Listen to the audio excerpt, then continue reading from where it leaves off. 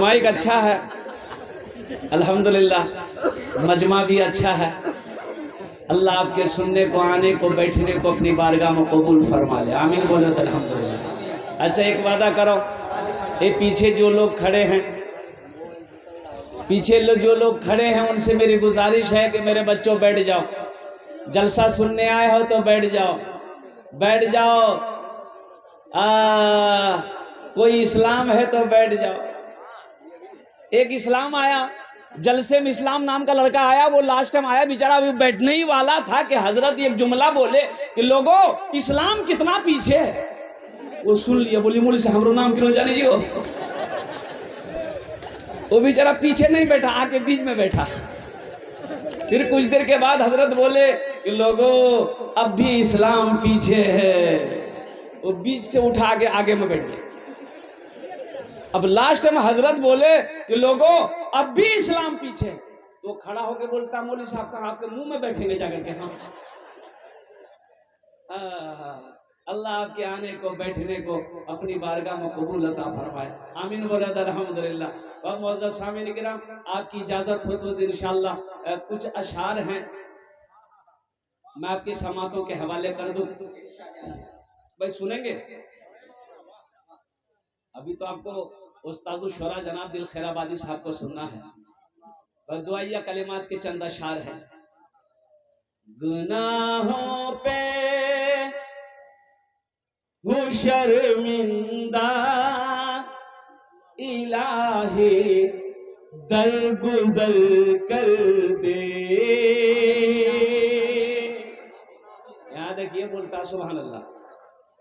اچھا اس کو پتہ نہیں کہاں سبحان اللہ بولنا ہے، کہاں آمین بولنا ہے۔ بھائی سر میں درد ہے تو ٹیبلٹ نہ کھاؤ گی، گردنے کاٹ کے پھینک دو گے، کی بولو آمین نہ بولو۔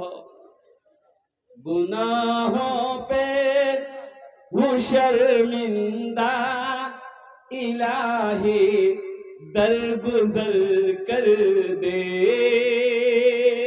بڑا مجرم ہوں میں تیرا الہی درگزر کر دے، خطا کوئی نہیں چھوڑی کبھی سیاہ نہیں چھوڑا، بس اب کرتا ہوں میں توبہ الہی درگزر کر دے، آمین بولے دو۔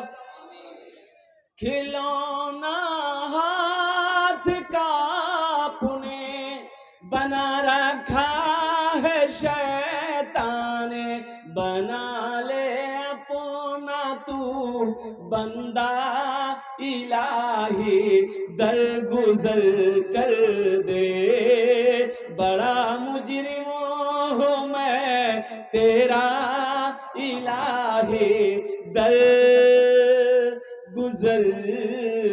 کر دے،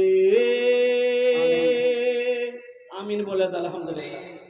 ایک بات یاد رکھیے گا، ایک وعدہ کرو کہ جتنے بھی علماء کرام یہاں پر تشریف لائے ہیں انشاءاللہ سب کے بیانات کو سنیں گے اور سن کر دعا کر کے ہی یہاں سے جائیں گے انشاءاللہ۔ کتنے لوگ تیار نظر آئے انشاءاللہ؟ الحمدللہ۔ اے دیکھیں سارا مجمع تیار ہے، مولا ان اٹھے ہوئے ہاتھوں کو اپنی بارگاہ میں قبول فرما لے، آمین بولو آمین۔ ایک کھانے جیٹی دعا ہوگے قبول ہوگے، جیٹے دعا ہوگے مقبول ہوگے۔ او میرا رب جس کے قبضے میں ہم سب کی جان ہے، قربان جاؤ ان کا ذکر کرنا، ان کا ذکر سننا یہ سعادت مندی خوش نصیبی کی دلیل ہے۔ نہیں تو میرے بھائیوں اسی مکھنہ بستی میں بہت سارے بھائی میرے گھر میں سو رہے ہوں گے، بہت سارے بھائی سو رہے ہوں گے، تو بیوی کہہ رہی ہوگی جانا ہو جلسہ میں نہ جو بولے چورو مولوی صاحب کی بولتے ہمارا پتا چلے۔ حضرت کیا بولیں گے ہم کو پتا ہے، مولانا صاحب کیا تقریر کریں گے ہم کو علم ہے، یہ آپ خوش نصیب ہیں، نہ جانے کتنے کتنے دور سے آپ سفر کر کے جلسے میں آئے ہیں۔ انشاءاللہ اللہ ہر قدم قدم پر ایک ایک نیکی عطا فرمائے، ہر قدم۔ اللہ کسی کی محنت کو ضائع نہیں کرتا، ایک بات ذہن میں رکھیے گا، محنت اللہ کسی کی محنت کو ضائع نہیں کرتا ہے، اور نیکی کبھی ضائع نہیں ہوتی ہے، نیکی کبھی ضائع نہیں ہوتی ہے۔ وہ میرا رب جو کھلاتا ہے، وہ میرا رب جو پانی پلاتا ہے، وہ میرا رب جو میٹھی نیند سلاتا ہے، وہ میرا رب جو سلا کر پھر اٹھاتا ہے، وہ میرا اللہ ہے، وہ میرا خدا ہے، وہ میرا رب ہے۔ حضرت تقریر کر رہے تھے، امام صاحب مسجد میں تقریر کر رہے تھے کہ لوگوں میرا اللہ وہ ہے، میرا اللہ وہ ہے جو کھلاتا ہے، جو نہیں کھاتا اللہ اس کو بھی کھلاتا ہے۔ ایک آدمی بولا کہ کیا نہ کھلاتے، جب ہم نہیں کھائیں گے تو کیسے کھلائے گا؟ بولا کھلائے گا، وہ میرا اللہ کھلائے گا۔ بولا ہم آج سے اسٹارٹ کریں گے، دیکھتے اللہ کیسے کھلاتے ہیں۔ گھر آیا کھانا بند کر دیا، بھائی 2 ٹائم کھانا چھوڑ دیا، ماں پریشان ہو گئی۔ ماں تو ماں ہوتی ہے نا، ماں تو ماں ہوتی ہے، ماں پریشان ہو گئی۔ ماں کھانا لے لے کے پیچھے دوڑ رہی ہے، میرے لال کھانا کھا لے کمزور ہو جائے گا، لیکن بیٹا ضد تھا کہ اماں میں کھانا نہیں کھاؤں گا۔ وہ مولانا صاحب امام صاحب بولے ہیں کہ جو نہیں کھاتا اللہ اس کو کھلاتا ہے، ہم نہیں کھائیں گے دیکھا اللہ ہم کو کیسے کھلاتے۔ ماں پریشان رہی نا، یہ نوجوان سوچا کہ گھر میں رہے گا نا ماں پریشان کرے گی، گھر چھوڑ کے پاس میں جنگل تھا، جنگل میں چلا گیا، بولا جنگل میں رہیں گے ماں ڈسٹرب نہیں کرے گی۔ جنگل میں گیا تو ماں پیچھے پیچھے تھال میں کھانا سجا کر لے کے جنگل چلی گئی۔ میرے کلیجے کا ٹکڑا کھانا کھا لے بیٹا، میرے لال کھانا کھا لے، لیکن بیٹا بولا کھانا نہیں کھا رکھ دے، تو ماں کھانا رکھ کے چلی آئی کہ بھوک لگے گی کھا لے گا۔ یہ نوجوان سوچا کھانے کے پاس رہیں گے نا تو طبیعت چاہے گی کھانے کا، تو کھانے سے ہٹ کے کچھ دور وہ ادھر چلا گیا، سو گیا۔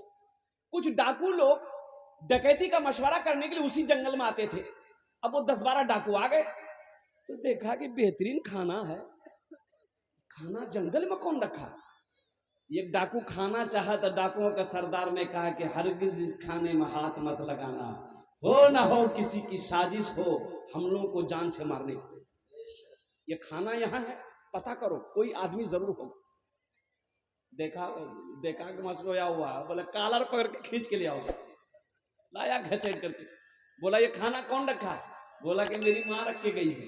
بولے پہلے کھانا تو کھا، پہلے تو کھانا کھائے گا، اس کھانے میں زہر تو نہیں؟ بولا نہیں ہم نہیں کھائیں گے۔ بولا کیسے نہیں کھائے گا؟ اس کو 50 جوتا مارو۔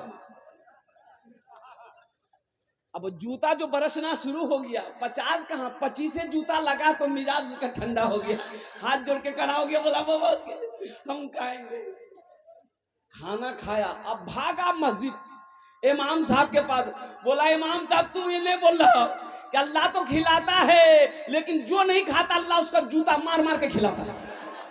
اب بات سمجھ میں آ گئی، وہ میرا اللہ جو کھلاتا بھی ہے پلاتا بھی ہے میٹھی نیند سلاتا بھی ہے، وہ میرا رب۔ اے میرے نوجوانوں، آؤ اپنے رب سے لو۔